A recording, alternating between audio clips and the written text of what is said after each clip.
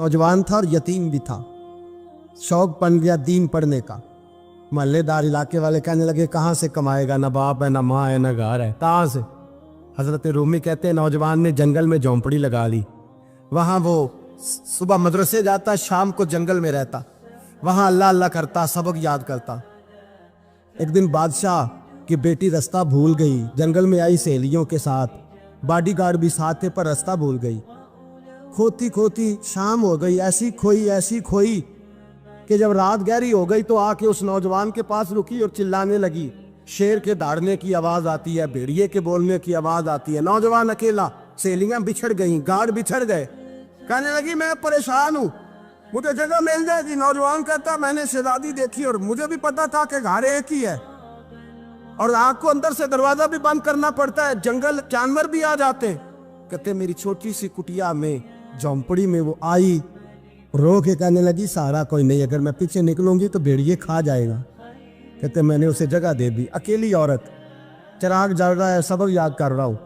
मेरे नबी पाक ने फरमाया जहाँ मर्द औरत अकेले हो तीसरा शैतान होता है। और शहजादी, वो बच्चा कहता है सबक याद करता रहा सारी रात। वो बच्ची को कहा सो जा, पर वो कहती है नींद मुझे भी कहाँ आई। ऐसे मौक़ों पर नींद, सारी रात सबक याद करता। थोड़ी थोड़ी देर के बाद चिराग जलता तो उस पर उंगली रखता, हाथ जलता तो पीछे खींचने, फिर दूसरी उंगली रखता, थोड़ी देर के बाद जलता तो खींचने, हाथ सारा जल गया। सुबह किरणें चमकी तो कहने लगा चल निकल जा, दौड़ जा, बस बड़ा सब्र का इम्तिहान हो गया, चली जा। शहजादी बाहर निकली, सिपाही ढूंढ रहे थे। बादशाह खुद जंगल में निकला हुआ था, मेरी बेटी मिल गई। बादशाह तन्हाई में जाके कहने लगा बेटा मैं दुनिया को बताऊंगा कि मेरी बेटी खोई नहीं थी, सिपाही साथ ही थे। ये बड़ा मुश्किल होता है, बेटी तो भूल के भी रात कहीं रह पड़े तो लोग जीने नहीं देते, तो बेटा मुश्किल हो जाएगा मेरे लिए। कहाँ थी? उसने कहा नेक नौजवान के पास। उसने कहा बेटा मैं तो तेरी बात मानूंगा पर दुनिया नहीं मानेगी। अगर उस नौजवान ने किसी को बता दिया कि तू उसके पास थी तो फिर लोग मेरा जीना मुहाल कर देंगे। बेटा मैं मर जाऊंगा, मेरी मजबूरी ये है कि वो कहीं राज ना उगल दे वो नौजवान, उसे कत्ल करना पड़ेगा। औरत ने मिन्नतें की, उस बेटी ने कहा मेरे मौसम को मारोगे, रोई। और वो कहने लगा मैं बादशाह, वो मेरा अपना वकार है, मैं उसको छोड़ नहीं सकता। गिरफ्तार कर लाए सिपाही। वक्त तय हो गया सजा का।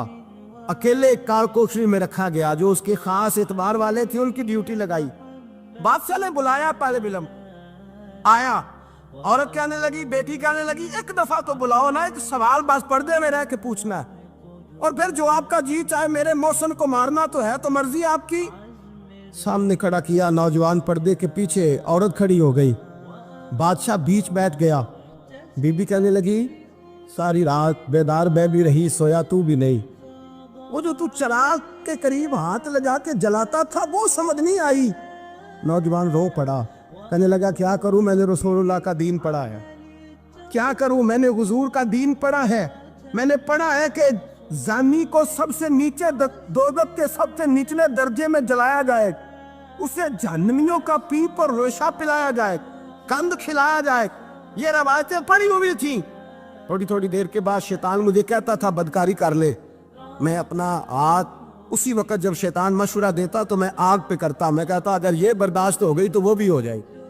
जब हाथ जलता तो मैं समझ जाता नहीं तुझसे तो ये नहीं बर्दाश्त होती तो वो कैसे हो।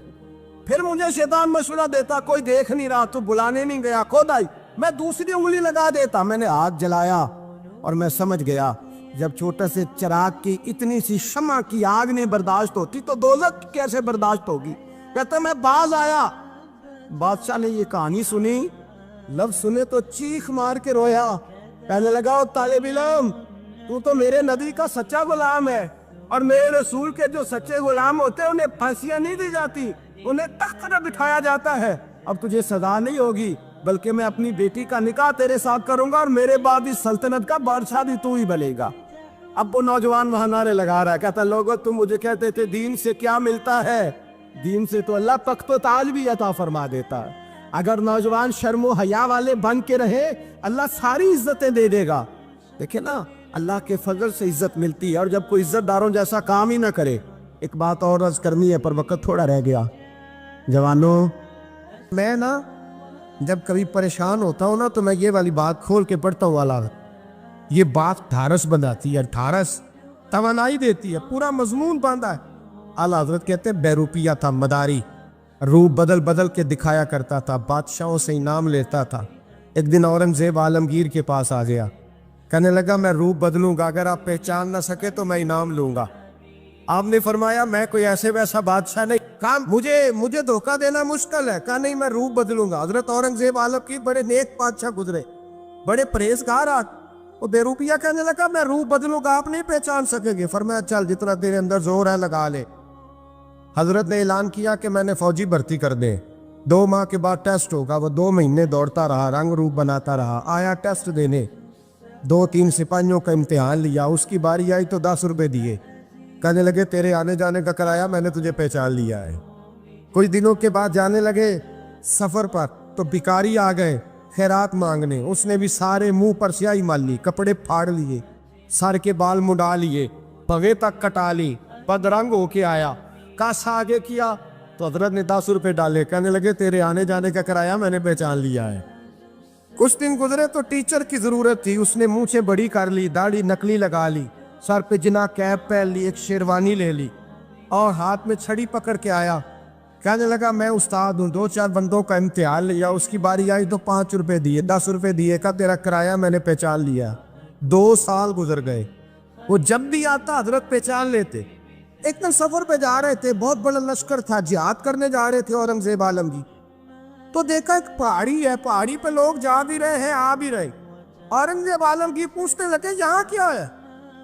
کہنے لگے بابا جی بیٹھے ہیں دعا کرتے ہیں, اللہ کے نیک بندے ہیں. اورنگزیب کہنے لگے یار پرانے لوگ سارے ہی اللہ والوں کو مانتے, یہ بھی مصیبت آئی ہے جتنی نہیں آئی ہے, سارے لوگ ہی مانتے. کہنے لگے ذرا میں دعا نہ کرا لوں, بچے کام جا رہا ہوں.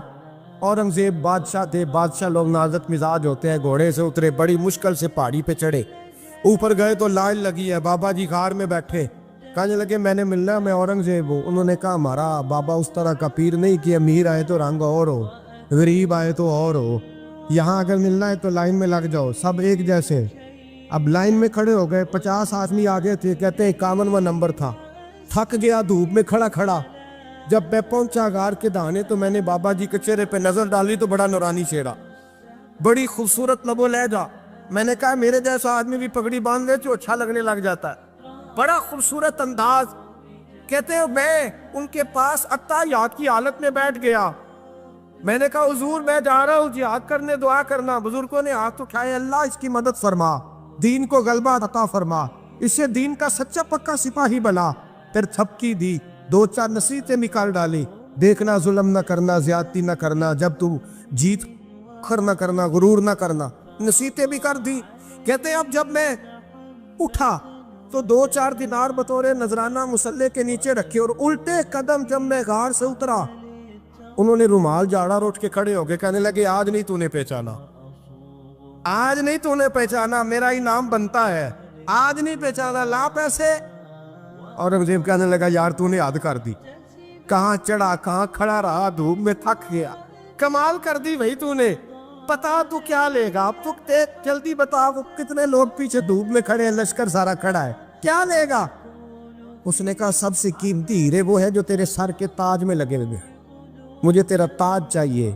او بھائیو سننا اور یاد رکھنا, میرے اعلیٰ حضرت کہتے ہیں بادشاہ نے سر کے اوپر سے تاج اتارا, بہروپیے کے قدموں میں رکھا اور کہنے لگے یہ لے, اور یہ تو تیرا مانگنے پر میں نے دیا ہے نا, میں واپس آتا ہوں تو آنا میں اپنی مرضی سے بھی تجھے دوں گا.